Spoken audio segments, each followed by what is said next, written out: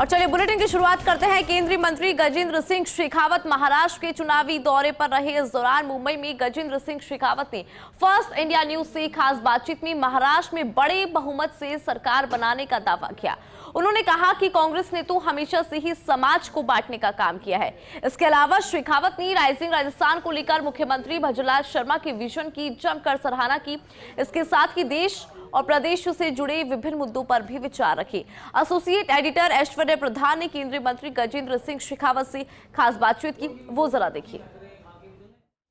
केंद्रीय मंत्री गजेंद्र सिंह शेखावत महाराष्ट्र में महायुति भारतीय जनता पार्टी के प्रचार में जुटे हुए हैं। सबसे खास बात यह है कि मारवाड़ की माटी के लोग लाखों की संख्या में पूरे देश भर में है और महाराष्ट्र में भी बड़ी संख्या में है, और कहा जाए तो पूरे राजस्थान के लोग महाराष्ट्र में हैं। तो ऐसे में प्रवासी राजस्थानियों से संवाद के अलावा एक बड़ा विषय है कि चाहे जल जीवन मिशन जैसी योजनाएं हों, जल महकमा हो या फिर अब पर्यटन कला संस्कृति मंत्रालय की खूबियां, प्रधानमंत्री नरेंद्र मोदी के विजन की बात जनता के बीच में जाकर नियमित तौर पर कर रहे हैं। लेकिन कई सवाल हैं जिनके हम जवाब जानेंगे। बड़ी बात यह है कि यहाँ पर एक नैरेटिव सेट करने की कोशिश की जा रही है। और वैसी वाली बात आपको मालूम है, 15 मिनट वाला जो बयान है वो बड़ा चर्चाओं में है। किस तरीके से देखते हैं अब जो एक ध्रुवीकरण जैसा माहौल भी बनने लगा है? सबसे पहले फर्स्ट इंडिया के सभी श्रोताओं को मैं अपनी तरफ से नमस्कार करता हूं। देखिए, महाराष्ट्र के इस चुनाव में मुझे लगभग महाराष्ट्र के बहुत बड़े हिस्से में जाने का सौभाग्यपूर्ण अवसर मिला है। मैं जिम्मेदारी के साथ में एक बात कह सकता हूं कि जिस तरह की परिस्थितियां और जिस तरह का माहौल बना है, एक बार फिर जो झूठे नैरेटिव खड़े किए गए थे हरियाणा में, जिस तरह से उसी तरह का नैरेटिव यहां महाराष्ट्र में खड़ा किया गया था। लेकिन धरातल में अपने अनुभव के आधार पर मैं कह सकता हूं कि महायुति की सरकार प्रचंड बहुमत के साथ में आ रही है। भारतीय जनता पार्टी, शिवसेना और एनसीपी तीनों मिलकर के बड़े बहुमत की सरकार बनाने की दिशा में आगे बढ़ रहे हैं। जनता ने विकास की राजनीति पर मोहर लगाने का मानस बना लिया है। जहां तक पोलराइजेशन का प्रश्न है, कांग्रेस पार्टी ने हमेशा ही इस तरह के ध्रुवीकरण करने के प्रयास किए हैं। समाज को विभिन्न आधारों पर बांटने का पाप कांग्रेस पार्टी ने आजादी के समय से हमेशा ही अपने राजनीतिक महत्वाकांक्षाओं की पूर्ति के लिए किया। आजादी के समय देश को मजहब के आधार पर बांटा, देश को बोली के आधार पर बांटा, समाज को ऊंचे और नीचे के आधार पर बांटा, अगड़े और पिछड़े के आधार पर बांटा, अमीर और गरीब के आधार पर बांटा, बोली और भाषा के आधार पर बांटा, जाति के आधार पर बांटने का प्रयास किया।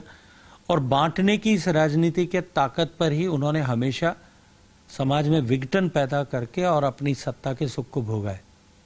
लेकिन अब 2014 के बाद में जिस तरह से विकास की राजनीति, देश की राजनीति का नया एजेंडा बना है, माननीय मोदी जी के राष्ट्रीय राजनीति में पदार्पण के बाद जिस तरह से व्यवस्थाएं बदली है, लोगों का सोच बदला है, निश्चित रूप से महाराष्ट्र की जनता भी पिछले 10 साल की भारतीय जनता पार्टी और महायुति की सरकार ने जिस तरह से काम किया है, देश की सरकार ने इंफ्रास्ट्रक्चर पर काम किया है, सामान्य मानवी के जीवन में परिवर्तन लाने के लिए काम किया है, और जिन संकल्पों को लेकर के महायुति की सरकार धरातल पर उतारने में कामयाब हुई, उन सब के आधार पर एक बार फिर महाराष्ट्र की जनता भारतीय जनता पार्टी का वर्ण करेगी, चयन करेगी। बटेंगे तो कटेंगे लगातार चर्चाओं में है। इन चुनाव में मैंने देखा ग्राउंड पर जाकर अभी महाराष्ट्र में ये विषय बड़ा चर्चाओं में है, आम लोगों के बीच भी चर्चाओं में है। कोई तो इसे अपने लिहाज से देख रहा है, लेकिन कहानी सबको पता है। इसकी कहानी क्या है?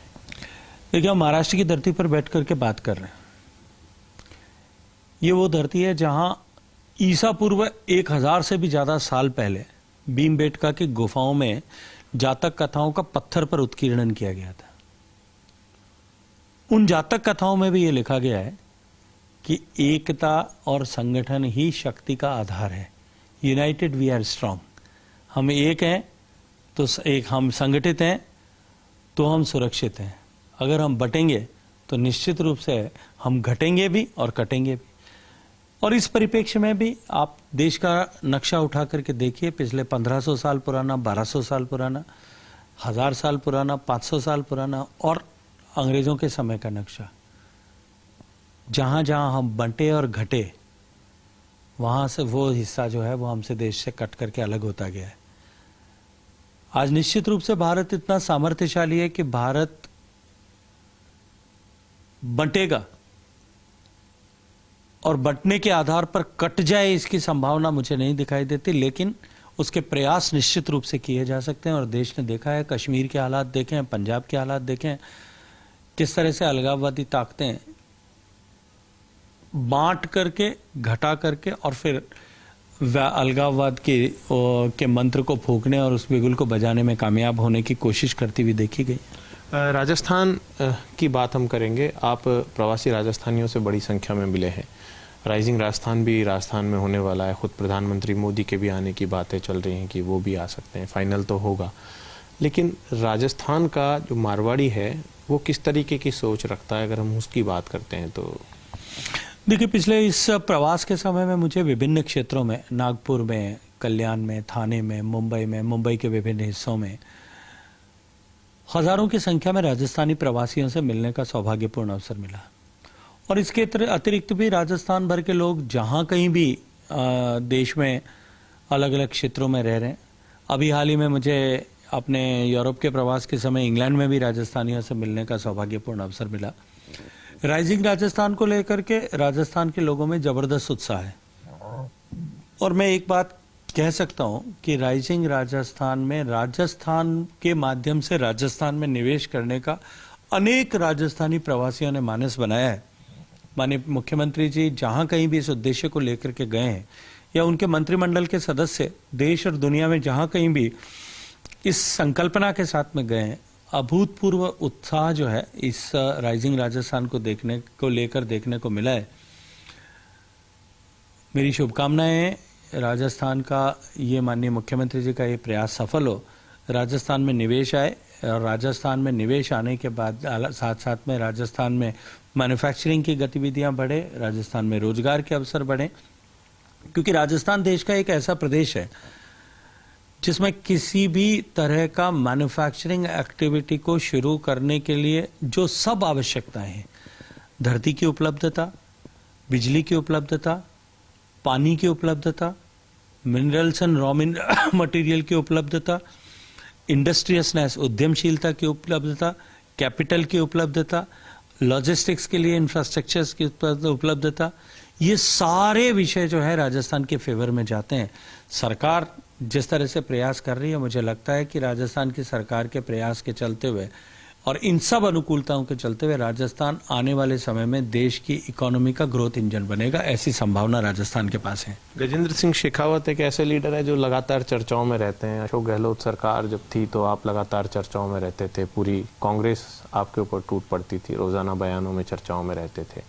जल जीवन मिशन से लेकर अनेक योजनाएं हैं, उनमें देश भर में चर्चाओं में रहे, अपनी ज़्यादा से ज़्यादा पैसा दिया, अपने आरोप भी लगाए कि राजस्थान ने भ्रष्टाचार किया अशोक गहलोत सरकार में। तो अब भाजपा की सरकार राजस्थान में है और पर्यटन राजस्थान की मुख्य धुरी है। चाहे कितनी भी निवेश की बात कर ले, लेकिन पर्यटन ही सर्वाधिक राजस्थान के लिए आवश्यक है और घरेलू पर्यटन बढ़ा भी है। लगता है कि आप आगामी कुछ सालों में राजस्थान को काफ़ी कुछ देंगे, क्योंकि यहाँ पर भी राजस्थान में बहुत अपार संभावनाएं हैं। और मुझे मालूम है कि आपने सीमा क्षेत्रों में, कई क्षेत्रों में बड़े रिसर्च किए हैं जब आप राजनीतिक जीवन में नहीं थे, पूरे राजस्थान को घूमा भी है। देखिए, ये बिल्कुल सही है कि देश की इकोनॉमी का ड्राइवर आने वाले समय में पर्यटन का क्षेत्र बनेगा। और कृषि के बाद में पर्यटन ऐसा क्षेत्र है जो सबसे ज्यादा रोजगार आज भी उत्पन्न करता है भारत में भी। और यदि राजस्थान में भी देखो तो स्पिरिचुअल टूरिज्म की, जो है नेचर बेस्ड टूरिज्म की, वाइल्ड लाइफ बेस्ड टूरिज्म की और मोन्यूमेंटल टूरिज्म की अपार संभावनाएं राजस्थान में है। देश में आने वाले पर्यटक जो विदेश से सैलानी आते हैं, उसके 80% लोग राजस्थान में जयपुर, जैसलमेर, दिल्ली और आगरा, इन 4 जगहों पर अवश्य अपना आइटनरी का हिस्सा इन 4 जगहों को बनाते हैं। लेकिन इनके अतिरिक्त भी राजस्थान में बहुत सारी ऐसी जगह हैं जो माइस टूरिज्म की भी, मैरिज इवेंट सेरेमनीज, इन सब की भी, कॉन्फ्रेंसेस, इन सब की भी, और इसके अतिरिक्त टूरिज्म की अन्य विधाओं से जुड़े हुए क्षेत्रों में भी बहुत अप्रतिम काम कर सकती हैं। ऐसे में राजस्थान सरकार के साथ मिलकर के हम टूरिज्म के नए प्रोडक्ट्स डेवलप कर सकें, आने वाले सैलानी का ओवरऑल एक्सपीरियंस बढ़ सके, उस दृष्टिकोण से काम कर सके। हम निरंतर उनके साथ में चर्चा कर रहे हैं। अभी भारत सरकार की माननीय प्रधानमंत्री जी की घोषणा long term infrastructure interest free loan जो है, उसमें भी स्पेशल इंसेंटिव में हमने लगभग सब राज्यों को आग्रह किया था कि सभी लोग अपने प्रोजेक्ट सबमिट करें डिकंजेशन ऑफ एग्जिस्टिंग प्रोडक्ट्स के लिए, नए tourism product and destinations develop करने के लिए। देश भर के सभी राज्यों ने लगभग 8,000 करोड़ रुपए के ऐसे प्रोजेक्ट्स जो है वो सबमिट किए हैं, प्रोजेक्ट प्रपोजल। उन सब पर विचार करके और हम उन प्रोजेक्ट्स को स्वीकृत कराने की दिशा में आगे बढ़े और मुझे प्रसन्नता है कि आने वाले समय में शीघ्र ही हम प्रायोरिटी के साथ में लगभग सब राज्यों के कुछ प्रोजेक्ट्स को इसके माध्यम से और बाद में स्वदेश दर्शन और हमारा जो प्रसाद की अन्य योजनाओं के माध्यम से फैसिलिटेट करते हुए टूरिज्म को नई ऊंचाई तक ले जाने के लिए काम करने में कामयाब होंगे। एक आखिरी सवाल और महाराष्ट्र की हमने बात कर ली, लेकिन जब आपसे राजस्थान की बात राजनीतिक परिप्रेक्ष्य में ना करें तो संभव भी नहीं। हर एक व्यक्ति को इंतजार है उन 7 सीटों का, उपचुनाव का। मुख्यमंत्री जी से अभी हमने बात की, उन्होंने 7 सीटों को लेकर कहा कि प्रधानमंत्री मोदी का विजन, उनकी योजनाएं, सब खुद की योजनाओं को तो बताते ही हैं, लेकिन क्या लगता है आपको साथ में आप लोग सब कमाल कर पाएंगे? क्योंकि सवाल तो कई खड़े हुए, कुछ लोग आ ही नहीं सके। चलिए, आप तो विदेश दौरे पर थे भारत सरकार की तरफ से, आप कम समय दे पाए, कुछ ने समय भी नहीं दिया। तो संगठन या फिर संगठन के, सरकार के मुखिया या फिर सभी का कलेक्टिव रिस्पॉन्सिबिलिटी जो है, क्या लगता है आपको जीत पाएंगे अच्छी सीटें आप, या फिर एक? देखिए, इन 7 सीट जिनमें उपचुनाव है, अगर मैं राजनीतिक गणित के दृष्टिकोण से देखूं, उनमें से एक सलूम्बर सीट भारतीय जनता पार्टी की थी, 4 सीट कांग्रेस की हैं, एक आरएलपी और एक बीएपी के। इसलिए भारतीय जनता पार्टी का एक सीट को, अपनी सीट को बचाए रखना, सुरक्षित रखना, ये निश्चित रूप से भारतीय जनता पार्टी के सामने एक चुनौती थी, प्राथमिकता थी।